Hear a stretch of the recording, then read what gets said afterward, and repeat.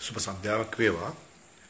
අද මීට ස්වල්ප වේලාවකට කලින් මට දැනගන්නට ලැබුණා ෆීල්ඩ් මාර්ෂල් සරත් ෆොන්සේකාට මේ ත්‍රිවිධ හමුදාවටම අනදිය හැකි මට්ටමේ පතුරක් ලබා දීමට කැබිනට් පත්‍රිකාවක් නිකුත් වෙලා තිබෙනවා, යෝජනා වෙලා තිබෙනවා සහ ඒ සම්බන්ධව ජනාධිපති සිරිසේන මහතා ප්‍රකාශයක් කරමින් රටේ විනය පවත්වාගෙන යාම සඳහා මන්ත්‍රී ධූරයෙන් ඉවත් වෙලා යුද හමුදාපති ධූරය බාර ගන්න කියලා සරත් ෆොන්සේකාගෙන් ඉල්ලීමක් කළා කියලාත් පොතක් පළ වෙනවා.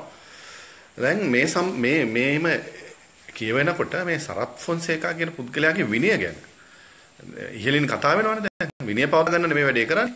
ඉතින් මට හිතුණා ඔහු නියෝජනය කරපු ශ්‍රී ලංකා සිංහ රෙජිමේන්තුවේ නිලධාරියෙක් ලෙසටත් එක්වරක් ඔහු ශ්‍රී ලංකා යුද හමුදා ස්වේච්ඡා බල සේනාවේ සේනාංකාධිපති විදියට කටයුතු කරද්දී ඔහුගේ නීති නිලධාරීන් දෙදෙනාගෙන් එක්කෙනෙක් ලෙසට කටයුතු කරපු කෙනෙක් ලෙසටත් සරත් ෆොන්සේකා කවුද, ඔහුගේ විනය කොයි වගේද කියන එක ගැන ජනතාව දැනුවත් කරා. ඉතින් කොහොම වුණත් හැමදාම අජිත් ප්‍රසන්න කියන්නේ බෙල්ල ගහලා යන වැඩ කරන කෙනෙක්. මම හමුදාවේ ඉන්නකොටත් එහෙමයි, එළියදිත් එහෙමයි. කෙසේ නමුත් මම බලාපොරොත්තු වෙන කී වෙලාව ඇතුළත සරත් ෆොන්සේකා කවුද කියලා පැහැදිලි කරා. ඔහු මමයි ඔහුයි දෙදෙනාම අපි එක දකුණු පළාතේ ඔහු අම්බලන්කොට අම්මා බෙන්තරල් පිටියේ. ඔහු මට වඩා ගොඩක් ජේෂ්ඨයෙක්. ඔහුත් ආනන්ද විද්‍යාලය ඉගෙන ගත්තේ, මමත් කුලබානන්ද විද්‍යාලය ඉගෙන ගත්තේ. ඔහුත් යුද හමුදාවට ගියා, මමත් ගියා. හැබැයි ඔහුගේ යුද හමුදා ජීවිතේ පටන් ගන්න පිටි 1975 සිදුවීමක් වෙනවා. ඔබ දන්නවා ධනවතී කියලා. හිටපු මේජර් ජෙනරල් නැසීගේ මේජර් ජෙනරල් ගැමුණු කුලතුංග කියන සිංහ රෙජිමේන්තු නිලධාරියාගේ මෙහෙකාරිය දූෂණය කරනවා ඔහු දියතලාව යුද හමුදා නිලධාරි නිවාසයේදී. එහිදී ඔහුට විරුද්ධව චෝදනාපත් නගනවා. හැබැයි ඔහුගේ දෛවය වෙනස් කරනවා. ඒ තමයි ගැමුණු කුලතුංග. ජෙනරල් ගැමුණු කුලතුංග කියනවා මට මේ නිලධාරියාව ඉවත් කරන්න අවශ්‍ය නැහැ. එහෙම නැත්නම් පොලිසියට අල්ල දෙන්න අවශ්‍ය නැහැ කියලා. හැබැයි ස්ත්‍රී දූෂණයකට ඔබ දන්නවා හරියනම් පොලිසියට අල්ලලා දීලා සාමාන්‍ය නීතියට අනුව කටයුතු කරලා නම් අවුරුදු 10ක් විතර හිරේ ගිහිල්ලා සරත් ෆොන්සේකා අද වෙනකොට යුද හමුදාවේ නමක් එහෙම තිබෙන කෙනෙක් වෙන්නේ නැහැ. කෙසේ නමුත් ගැමුණු කුලතුංග මේජර් ජෙනරල් වරයා ඔහු ගැන අනුකම්පා කරලා සාමාන්‍ය විදිහට චෝදනාපත් නගනවා. අපි කියනවා conduct prejudicial to military discipline and good order කියලා. යුද හමුදා පන්ති 129න් කියන වාගන්තියට දඬුවම් කරනවා. චෝදනාව විභාග කරන්නේ මේජර් ජෙනරල් සිරිල් රණතුංග, හිටපු යුද හමුදාපතිවරයා, හිටපු ආරක්ෂක ලේකම්වරයා. එතුමා තවමත් ඉන්නවා. ඕන කෙනෙකුට නම් අහන්න පුළුවන්. අන්තර්ජාලයේ ඔබ ඔහුගේ චෝදනා පත්‍රය දැකලා ඇති. කෙසේ නමුත් ඔහුට දඬුවම් කරනවා. ඒ තමයි සරත් ෆොන්සේකාගේ විනය. දැන් එහෙම පටන් ගත්ත සරත් ෆොන්සේකා ඔබ දන්නවා පසු කාලයක උත්තම සේවා පදක්කමින් පිදුම් ලබනවා. ඔහු යුද හමුදාපති ධූරයේ ඉන්නකොට ඔහු විසින්ම ඔහුගේ පදක්කම පැලඳ ගන්නවා. මේ යුද හමුදාව ත්‍රිවිධ හමුදාවේ විනය ගැන දන්න අය දන්නවා උත්තම සේවා පදක්කම කියන එක ඊටාම උතුම් පදක්කමක්. වෙනත් විදිහකින් කියනවා නම් කිසිම විනය විරෝධී කටයුත්තකට චෝදනාපතක් නැගලා තිබෙන්න බෑ ඔහුගේ ජීවිත කාලය පුරා. යුද හමුදා ජීවිත කාලය, සේවා කාලය. හැබැයි සරත් ෆොන්සේකා ශ්‍රී දූෂණයට දඬුවම් ලබපු කෙනෙක්. ඉතින් ඔහු කොහොමද උත්තම සේවා පදක්කම ලබන්නේ? හැබැයි ඔහු මොකද කරන්නේ? ඔහුගේ පුද්ගලික ලිපිගොනු අරගෙන අර 1975 දී ධනවතීව දූෂණය කරපු එක සම්බන්ධව ජෙනරල් සිරිල් රණතුංග විභාග කරපු චෝදනා පත්‍රයේ ඔහුම ඉවත් කරලා ඔහුම හමුදා නියෝගයක් මගින් උත්තම සේවා පදක්කම ලයිසු ගත කරද්දී ඔහුගේ නම දාගෙන උත්තම සේවා පදක්කම ලබා ගන්නවා. දැන් මේ සරත් ෆොන්සේකා ගැන මම පැහැදිලි කරන්නම් කීපයක් විතරක් ඔහුගේ මේ විනය ගැන කතා වෙනවා. ඔබ දන්නවා සරත් ෆොන්සේකා ඉතාම ප්‍රසිද්ධයි යුද හමුදාවේ කාන්තා බලකායේ නිලධාරිනියන් සහ සෙසු නිලධාරිනියන් ඒවා ලිංගික කටයුතු වලට අපයෝජනයට භාවිත කරපු කෙනෙක් විදිහට. ඔහු හැඳින්වෙන්නේ. දැන් ඔහු යනවා කාන්තා සිබිලියන්ගේ විවේකාගාර වලට ගිහිල්ලා ඔහුගේ දුරකථන අංකය සහිත නාම පුහුරක් පුංචි කාඩ් එකක් අලවනවා දොරේ. අරවල කියනවා ඕගොල්ලන්ට වෙන ඕනම අකටයුත්තකදී මට කතා කරන්න. මම ඕගොල්ලෝ වෙනුවෙන් ඉන්නවා. දැන් මේ නිසා කාන්තා සිබිලියන් විශාල ප්‍රමාණයක් ඔහු සමග සම්බන්ධකම් පවත්වනවා. මගේ මතකයේ තිබෙනවා මම ස්වේච්ඡා බල සේනාවේ නිලධාරී ලෙස ඉන්නකොට එහි හිටියා වොරන්ට් ඔෆිසර් 1 විජේතුංග කියලා ගජපා රෙජිමේන්තුවේ නිලධාරියෙක්. ඔහු D1 ඉංග්‍රීසි DI. ඉංග්‍රීසි DI කියන්නේ සරඹ පිළිබඳව එංගලන්තේ ගිහිල්ලා පුහුණු පාඨමාලා හදාරලා විශේෂතා පුහුණුවක් ලැබපු කෙනෙක්. වොරන්ට් ඔෆිසර් 1 අපි කියන බල්ලත් නිලධාරියෙක් විජේතුංග. දැන් එක්තරා කාන්තා සෙබලියක් උදෑසන අපි කියන රැස්වීමක් තිබෙනවා. උදෑසන රැස්වීම කියලා. ඒවා අපි කියනවා ෆෝලින් කරනවා කියලා, පෝලින් කරනවා කියලා. ඒකට සහභාගී වෙන්න පරක් වෙනවා. මැලි කරනවා. මේ සම්බන්ධව සාජන්වරයෙක් මේ වොරන්ට් ඔෆිසර්ට කියනවා මෙන්න මෙයා විනයගරුක නෑ, මෙයා වෙලාවට එන්නේ නෑ, මෙයා කියනවා මෙයා ගාව මේ සරත් ෆොන්සේකා ජෙනරල් තුමාගේ ටෙලිෆෝන් නම්බරේ තියෙනවා, මේ ඕගොල්ලන්ට ඕන දෙයක් කරන්න මම බය නෑ කියලා. පස්සේ මේ වොරන්ට් ඔෆිසර් විජේතුංග මෑවටම ගෙන්නලා දැඩි ලෙස අවවාද කරනවා මේ ඔය කාගේවත් දුරකථන අංක ළඟ තබා ගත්තට හරියන්නේ නෑ. යුද හමුදාවේ ඉන්නවනම් විනයක් ඇතුව ඉන්න ඕනේ. මේ එහෙම මේ දුරකථන අංක ළඟ තියාගත්තා කියලා එහෙම කොහොමද කියලා ඇයට අවවාද කරනවා. හැබැයි ඊට පසු දින ඒ කියන්නේ පැය 24ක් යනට කලින් මේ වොරන්ට් ඔෆිසර් වන් විජේතුංගව කැඳවනවා වන්නි ශ්‍රී ලංකා මුලස්ථානයේට. ඔව් එක දිනයක් ඇතුළත CCMP අපි කියනවා යුද හමුදා පොලිසියේ ඔව් ක්ලෝස් ඇරෙස්ට් දානවා, එහෙම නැත්නම් කූඩු කරනවා. අන්තිමට විනය හේතුන් මත ඔහුව යුද හමුදාවෙන් නිරපනවා. කෙසේ නමුත් පසු අවස්ථාවක අපිට හැකියාව ලැබෙනවා ඔහුට විශ්‍රාම වැටුපක් සහිතව ඔහුව විශ්‍රාම ගන්නන්නට. මෙහෙම තමයි දැන් එතනදී ඔහුට විරුද්ධව කිසිම විනය පරීක්ෂණයක් තියන්නේ කරපු කිසි වැරද්දක් නැහැ. අර යුද හමුදාපති සරත් ෆොන්සේකාගේ දුරකථන අංකේ තියාගෙන අනිකුත් ජ්‍යෙෂ්ඨ කොමිෂන් වල නිලධාරීන් බය කරන් හිටපු කාන්තා සෙබලියකට අවවාද කිරීම තමයි ඔහු කරේ. ඉතින් ඒක වැරද්දක් නෙවෙයිනේ.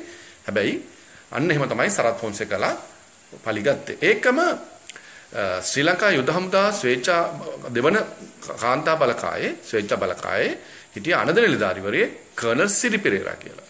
ඔහු පසු කාලයක බ්‍රිගේඩියර් නිලයෙන් විශ්‍රාම ගත්තා. මේ කර්නල් සිරි පෙරේරාගේ ඒකකයේ හිටියා කාන්තා සෙබලියන් දෙදෙනෙක්. මේ කාන්තා සෙබලියන් දෙදෙනාත් ලිංගික සම්බන්ධතා පවත්වපු කෙනෙක් සරත් ෆොන්සේකාත් එක්ක.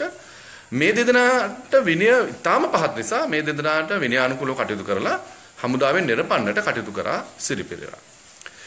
ප්‍රතිඵලය මොකද වුනේ? මේ දෙදෙනා කතා කරා සරත් ෆොන්සේකාට.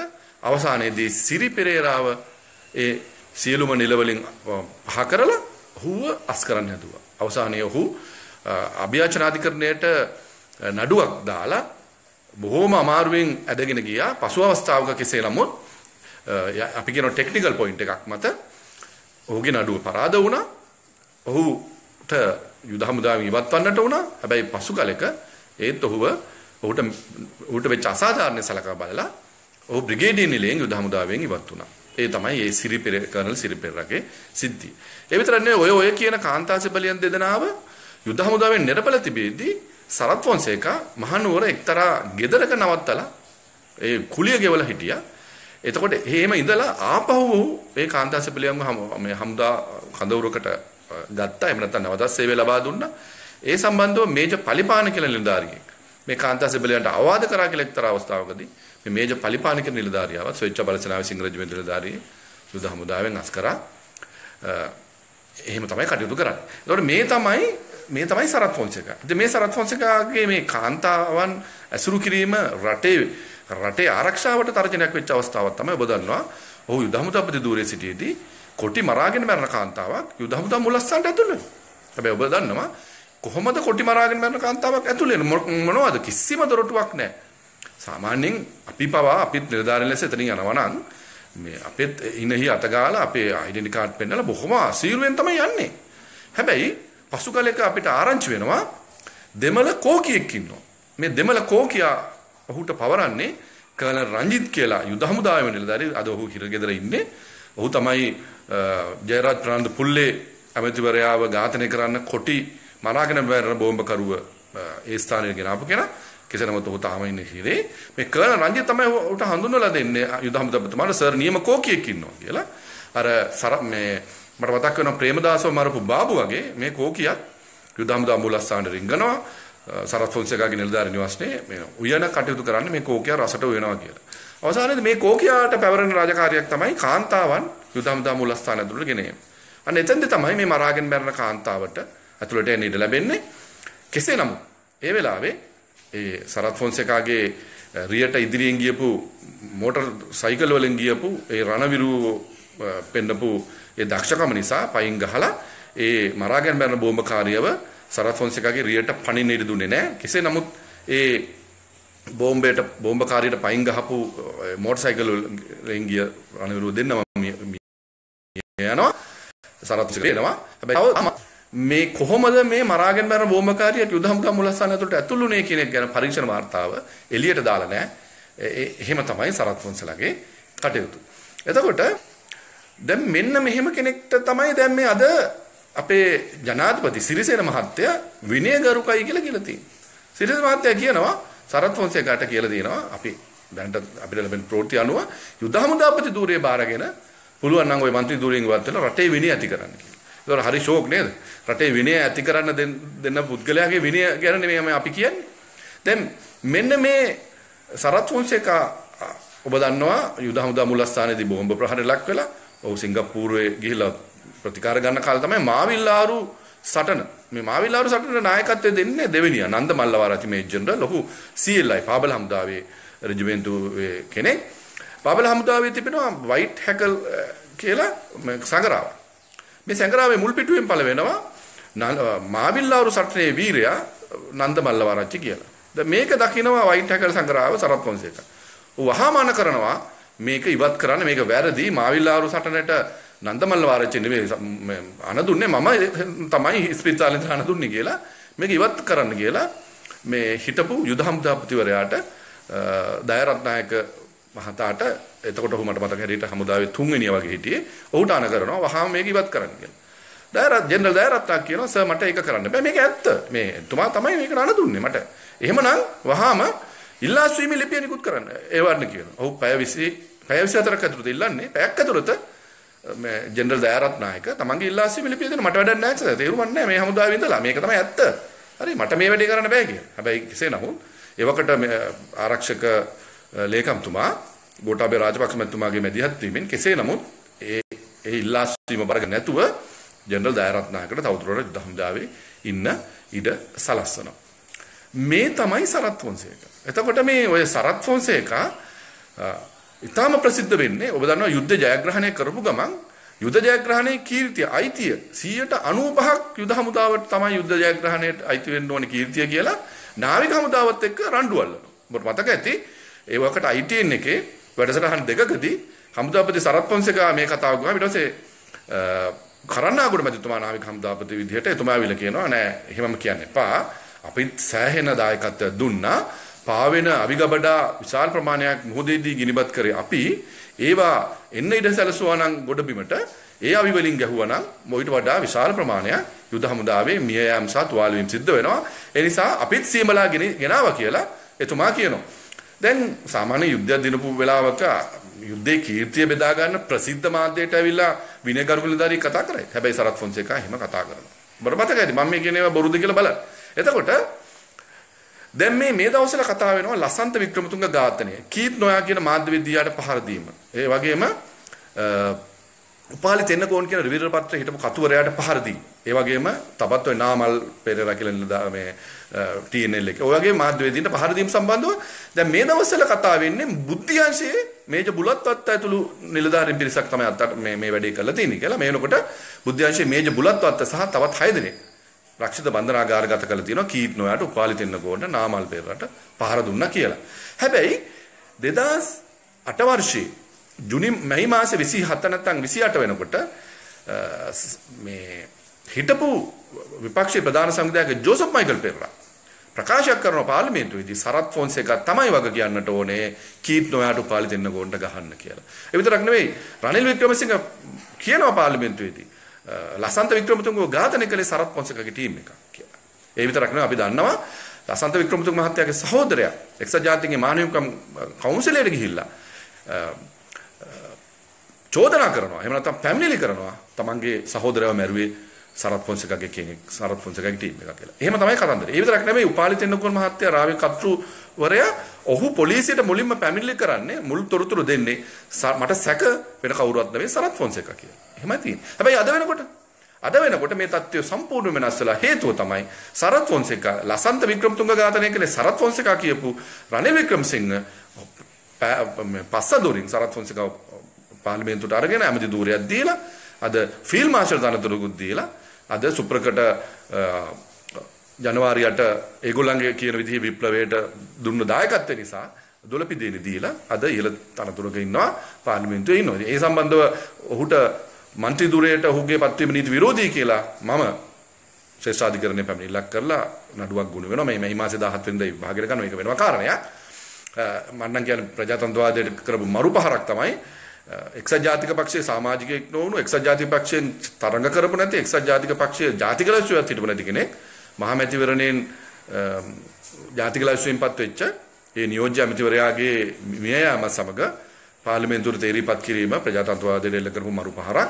අපි කනගාටු වෙන එක්සත් ජාතික පක්ෂයේ කිසිම කෙනෙක් මේ සම්බන්ධව කතා කරන්නේ නැහැ. ඒ තරම්ම රනිල් වික්‍රමසිංහට බයද කියලා අපි අහනවා එක්සත් ජාතික පක්ෂයේ සමාජිකයින්ගේ. කෙසේ නමුත් දැන් මෙහෙම කෙනෙක් තමයි මේ රටේ විනය හදන්න යුද හමුදාපති ධූරය බාර ගන්න කියලා මේ ජනාධිපති මෛත්‍රීපාල සිරිසේන කියන්නේ. මෙන්න මෙහෙම කෙනෙකුට හරි ෂෝක් මේ නරියන්ට කුකුල්ලු බාර දුන්නා සමානයිනේ. ඉතින් අපි කියනවා අපි මේ රටේට කියනවා මේ සරත් ෆොන්සේකා කවුද කෙනෙක් ගැන කතා කළ යුතු කාලය ඇවිල්ලා තියෙනවා. ඔබ දන්නවා අපේ රටේ ජාතිය වාසනාවට කෙසේ නමුත් 2010 දී ජනාධිපතිවරණයේදී සරත් ෆොන්සේකාට ජනාධිපති ධූරයට පත් වෙන්නට අවස්ථාව ලැබුණේ නැහැ. බැරි වෙලාවක් ජනාධිපතිතුමා නම් දෙයියන්ගෙන් පිටයි රටට. මට මතකයි ඒ කාලේ ඔහු යුද හමුදාපති ධූරයේ ඉන්නකොට ඉන්දියාවේ මට මතකයි තමිල්නාඩු ප්‍රාන්තයේ මහාමතිට තර්ජනය කරනවා ලංකාවේ ඉඳලා මේ අපේ ප්‍රශ්න වලට ඇඟිලි ගහන්න එපා කියලා. ඒ මට්ටමට තමයි ඔහු හිටියේ. මේ අපේ රට ඒකී රටක් අපේ රට බෙදන්න දෙන්නේ නැහැ. එහෙම කියපු සරත් ෆොන්සේකා මෑතකදී කියනවා අපි සාකච්ඡා කරලා තිබින්නේ ත්‍රිකුණාමලේ වරාය ඉන්දියාවට දෙන්න කියලා. දැන් අර ජාත්‍යාලේ රට ජාතියට ආගමට ආදරේ නැහැ. මොකක්වත් නැහැ. එතකොට එක්තරා විදිහකට මට සැක හිතෙනවා. සරත් ෆොන්සේකා යුද හමුදාපති ධූරයේ ඉඳලා ওই දෙවන්ත කාර්යභාරයක් කරා කියනවනේ. මේ සියලුම කාර්යභාරය කරේ අනාගතේ දේශපාලන තනතුරකට යන්න, දේශපාලන බලය ලබා ගන්න කරපු දෙයක්ද කියලා අපිට පැහැදිලි සැකයක් ඇති වෙනවා. මොකද එහෙම නැත්නම් තනියම යුද්ධ දිනුවේ Taman කියලා කරන්නාගොඩලත් එක්ක රණ්ඩු අල්ලන්න සරත් ෆොන්සේකා ඉදිරිපත් වෙන්නේ නැහැ. ඉතින් මම මේ පටන් ගන්නමක් විතරයි ඇත්තටම අපේ රටේ කතිකාවතක් ඇති විය යුතුයි කවුද සරත් ෆොන්සේකා. සරත් ෆොන්සේකා කියන්නේ ස්ත්‍රී දූෂකයෙක්. සරත් ෆොන්සේකා කියන්නේ ශ්‍රී ලංකා යුද හමුදාවේ කාන්තා සෙබලියන් අපයෝජනයට ලක් කරපු කෙනෙක්. කාන්තා සෙබලියන්ගේ වචනයට Taman එක්ක නිධ්‍යාහනයේ සැතපෙන කාන්තා සෙබලියන් කියන වචනයට යුද හමුදාවේ කීර්තිමන් නිලධාරීන් කීප දෙනෙක් යුද හමුදාවෙන් අස් කරපු කෙනෙක්. ඒ විතරක් නෙවෙයි යුද හමුදාව ප්‍රතිලේස ඔහු යුද හමුදා මූලස්ථානයේ ඉන්නකොට ඔබ දන්නවා මේජර් ජනරල් පාරමී කුලතුංග ඒ වකට යුද හමුදාවේ තුන්වෙනි නිලධාරියා අපි කියනවා ඩෙපියුටි චීෆ් ඔෆ් ස්ටාෆ් පාරමී කුලතුංග මහත්තයාගේ නිවස පිහිටියේ යුද හමුදා මූලස්ථානයේ සරත් ෆොන්සේකා මහත්තයාගේ අල්ලපු ගෙදර. මොකද කරේ? ඔහුට කිව්වා පාරමී ඔයා යන්න කැන්දලන්ද නිලධාරි නිවාසයට. හොමාග පනාගොඩ කියලා ඒ ගෙදරත් අරගෙන ගෙවල් දෙක එකතු කරලා ලොකු නිවාසයක් හැදුවා යුද හමුදාපතිට. ඒ කාලේ නන්දමල්ලවාරච්චිට කිව්වා යන්න යුද හමුදා මූලස්ථානේ ඉන්න එපා ඔයා යන්න කියලා එයාව යවුවා සේරුවවිල. එහෙ ඉඳලා තමයි ඔහු යුද හමුදාපති ධූරයේ දෙවනි නිලධාරියා ලෙස එහෙම නැත්නම් චීෆ් ඔෆ් ස්ටාෆ් ලෙස ඔහු යුද හමුදා මූලස්ථානේ හිටියේ නෑ. ඔහු හිටියේ ඒ පැත්තේ නැගෙනහිර. ඉඳගෙන තමයි ඔහු ඒ කටයුතු කළේ. දැන් එහෙම කරලා ඔහු මේ නිලධාරි නිවාසයේ පාරමී ජෙනරල් කුලතුංගව යවලා අනිවාර්යව අපි අර කතාවක් තියෙනවා ගෙදර යන ගමන් කෑමට පසු නින්දට පෙර ඒ විදිහට කාන්තාවත් සමග සම්බන්ධතාව පැවතුවා. ඒ සඳහා මේ ගණිකා නිවාසයක් ලෙස මේ පාරමී කුලතුංග මහත්තයාගේ නිවස යොදාගනිද්දී අවසානයේදී පාරමී කුලතුංග මහත්තයාට සිද්ධ වුණා හෝමාගම ඉඳලා එහෙම නැත්නම් පනාගොඩ ඉඳලා දිනපතා යුද හමුදා මූලස්ථානට එන්න වාහනයකින් අවසානයේදී කොටි බෝම්බයක් බැඳගත්ත සවිකරගත්ත මෝටර් සයිකලයක් පන්නේපිටියේදී ඔහුගේ රථයේ ගැටිලා ඌව මරා දැමුවා. එහෙම බැලුවාම මෙන්න මේ විනයගරුක නිලධාරිය තමයි වග කියන්නට ඕනේ ජෙනරල් පාරමී කුලතුංගගේ ඝාතනයට. ඉතින් එහෙව් සරත් ෆොන්සේකාට තමයි මේ ත්‍රිවිධ හමුදාවේම වගකීමක් බාර දෙන්න හදන මේ රටේ විනය ඇති කරන්නේ. හරිම ෂෝක් අපි කියනවා නියමට නියමයි ඔය විදිහට විනය ඇති කරගන්න හරි උත්සාහ ගන්න කියලා අපි ඉල්ලන ගම මම කියනවා මේ වෙලාවේ මේ රටේ ජනාධිපති මෛත්‍රීපාල සිරිසේන මහත්තයෝ පරිස්සමෙන් ඉන්න මේ සර්පෙක් වෙන කවුරක්වත් නෙවෙයි. මොහු ජනාධිපති ධූරයට තරඟ කරේ තමන්ව පත් කරපු ජනාධිපතිවරයා එක්ක ජනාධිපති ධූරයට තරඟ කරේ මේ අපි කියනවා නැති නොවන මේ බලයට ඇති කෑදරකම නිසා. ඒ බලයට ඇති කෑදරකම නිසා දැන් සරත් ෆොන්සේකා දන්නවා කොයි වෙලාවක හරි මේ බලය නැති වෙනවා ඊළඟ මහමැතිවරණයත් සමගම. හැබැයි මේම බලය දාලා එළියට එන්න කැමති කෙනෙක් නෙවෙයි සරත් ෆොන්සේකා. ඔහුගේ ඊළඟ ඉලක්කය විය හැක්කේ මේ රටේ යුදමය පාලනයක් ඇති කරන්න අපි කියන හමුදා කොමන්ත්‍රණයක් ඇති කරන්න. ඒ සඳහා අවශ්‍ය කරන යුද හමුදාවේ සියලුම මර්මස්ථානවල අද ඉන්න සරත් ෆොන්සේකාගේ ගෝලයෝ අද බුද්ධි බලකාය ප්‍රධානියා සරත් ෆොන්සේකාගේ ගෝලයේ යුද හමුදාවේ දෙවනියා සරත් ෆොන්සේකා සමග ඉතාම ළඟින් කටයුතු කරලා මේ ඇමරිකාවට ගිහිලා ඇමරිකාවේ අවුරුදු 5ක් ඉඳලා පසුව හමුදාවට ඇවිල්ලා මෑතකදී යුද හමුදාවේ දෙවෙනියා වුණා මේජර් මහේෂ් සේනානායක. මේ විදිහට බැලුවහම යුද හමුදාවේ ප්‍රධාන මර්මස්ථාන හැම එකකම සරත් ෆොන්සේකාගේ කවුරු හරි ඉන්නේ. මම මේලා කියලා මෛත්‍රීපාල සිරිසේන මහත්තයාට පරිසං වෙන්න 60 ගණන් වල හමුදා කුමන්ත්‍රණයක් අසාර්ථක වුණා කියලා අපි අහලා තියෙනවා. හැබැයි බලයේ ගිලිනකොට මේ සරත් ෆොන්සේකාට හමුදා පාලනයකින් මේ රටේ බලය අල්ලන්න බැරි කමක් නැහැ. ඒ අනතුරු තිබෙනවා. ඒ අනතුරටපත් වුණොත් මුලින්ම ඝාතනය වෙන්නට ඉඩ තියෙන්නේ මෛත්‍රීපාල සිරිසේන මහත්තයා කියන එක මම මේ වෙලාවේ අනතුරු අඟවනවා. ඉතින් මේක තමයි සරත් ෆොන්සේකා ගැන தත්ත්වය. මම මුහුණු පොත භාවිතා කරමින් අද මට මේක හිතුනේ. මොකද අද රාත්‍රියේදී සරත් ෆොන්සේකා සහ ජනාධිපති සිරිසේන අතර සාකච්ඡාවක් තියන්න ආරංචි වෙනවා කියලා තියෙනවා. මේ රටේ මේ නැගෙමින් පවතින උද්ඝෝෂණ උපවාස මේ වගේ වැඩ වර්ජන නවත්තන්න. ඉතින් මම කියනවා පුළුවන් නම් මහත්තුරුනි පය බරවායට පිටිකර බෙහෙත් බැඳ වගේ කියලා නිකන් කතාවක් තිබෙනවා. මේ රටේ උද්ඝෝෂණ උපවාස එන්නේ වැඩ වර්ජනේ එන්නේ මේ පාලකයන් විසින් මේ රටේ සම්පත් ඉන්දියාවට චීනයට විකිණීමට විරුද්ධව ජනතාවගේ බඩට ගැහිමට විරුද්ධව බඩු මිල වැඩිවීමට විරුද්ධව ජනතාවගේ පෝරසාන ආධාරය කපා හැරීමට ගොවීන්ගේ පෝරසාන ආධාරය කපා හැරීමට විරුද්ධව අධ්‍යාපනය මේ පුද්ගලීකරණය කිරීමට විරුද්ධව එහෙම නැතුව හේතුවක් නැතුව අර මේ ගින්නක් නැතුව දුමක් නගින්නේ නැහැ වගේ හේතුවක් නැතුව උද්ඝෝෂණ වැඩ වර්ජනේ නෑ. හැබැයි උද්ඝෝෂණ වැඩ වර්ජන සරත් ෆොන්සේකා හරහා නවත්තන්න පුළුවන් කියලා හිතනවා නම් ඒක බොහොම විහිළුවක්. මම කියනවා ඔය සරත් ෆොන්සේකා කියන්නේ චණ්ඩියෙක් නෙවෙයි. අර විනය හේතුන් මත නිලධාරීන්ව එළියට දාලා බය භීතිය ඇති කරලා සෙතුනෙලින්ව රක්ෂිත බන්ධනාගාරගත කළ එහෙම නැත්නම් හිරේ දාලා භීතිය ඇති කරලා කටින් පාලනය කරගත්ත හැබැයි ඇත්ත කතාවේදී වීරයෙක් නෙවෙයි පුදුමාකාර බෙලහීන බයගුල්ලෙක් කියන එක මම මේ වෙලාවේ කියනවා. ඒ නිසා මේ බයගුල්ලට බය වෙන්න එපා. රට වෙනුවෙන් රටේ සම්පත් ආරක්ෂා කිරීමට ජනතාවගේ මානව අයිතීන් වෙනුවෙන් හෙටත් පාරට බහින්න මේ අජිත් ප්‍රසන්නලත් ඔබ සමග පාරට බහින්න සූදානම් කියන පණිවිඩය මේ වෙලාවේ කියනවා. බොහොම ස්තුතියි. මම නීතිඥ මේජර් අජිත් ප්‍රසන්න කැඳවුම්කරු මව්බිම වෙනුවෙන් රණවිරෝ සංවිධානය සරත් ෆොන්සේකා නියෝජනය කරපු සිංහ රෙජිමේන්තුවේ නිලධාරියෙක් ඒකම යුද්ධෙන් තුවාල වෙලා 1995 ඔක්තෝබර් පාලින්ද තුවාල වෙලා 1998 ජනවාරි සිට 2001 දෙසැම්බර් දක්වා නීති විද්‍යාලය ඉගෙනගෙන 2001 දෙසැම්බර් 13 නීතිඥයෙක් ලෙස දියුරුම් දීලා 2002 සිට මම විශ්‍රාම ගිය 2007 දෙසැම්බර් දක්වා අවුරුදු 6ක කාලයක් ශ්‍රී ලංකා යුද හමුදාවේ නීති අංශයේ නීතිඥයෙකු ලෙසට කටයුතු කරපු කෙනෙක් විදිහට සහ සරත් ෆොන්සේකාගේ නීති නිලධාරියෙක් ලෙස කටයුතු කරපු කෙනෙක් ලෙසට තමයි මම මේ බය නැතුව මේ කතා කියන්නේ. ඕනනම් මාව අත්අඩංගුවට ගන්න පුළුවන්, අඩු දාන්න පුළුවන්. ඕන දෙයකට මේ අජිත් ප්‍රසන්නලා සූදානම් කියන පණිවිඩය මේ වෙලාවේ කියනවා. බොහොම ස්තුතියි.